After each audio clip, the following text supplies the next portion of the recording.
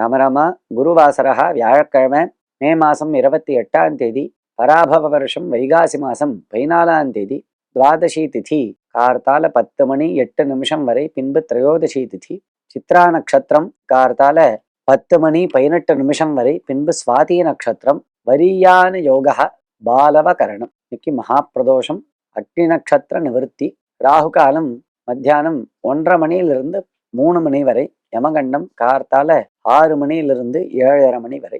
அன்னதானம் செய்யும் பொழுது ஏன் திருப்தி என்ற சொல் அங்கு முக்கியமாக அமைகின்றது? அதாவது அன்னதானம் ரொம்ப உயர்வானது. அன்னோதகம் சமம் தானம். அன்னதானத்துக்கும் தீர்த்ததானத்துக்கும் சமமான தானம் வேற எதுவுமே கிடையாது அப்படின்னு சாஸ்திரம் சொல்றது.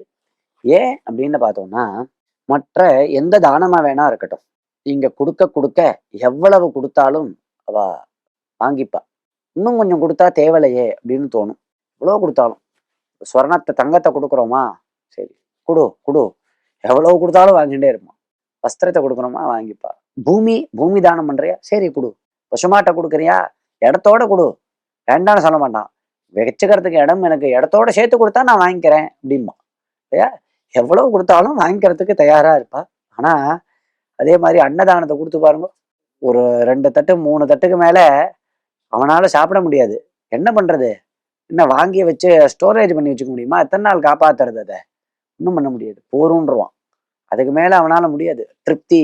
அதனாலதான் திருப்தோசி அப்படின்னு கேட்பா. திருப்தாஸ்ட, நான் நல்லா திருப்தனாக ஆயிட்டேன் அப்படின்னு சொல்லுவான். வேற எந்த தானம் கொடுத்தாலும் இன்னும் கொஞ்சம் கொடுத்திருந்தா நன்னா இருக்குமே அப்படின்னு தோணும்.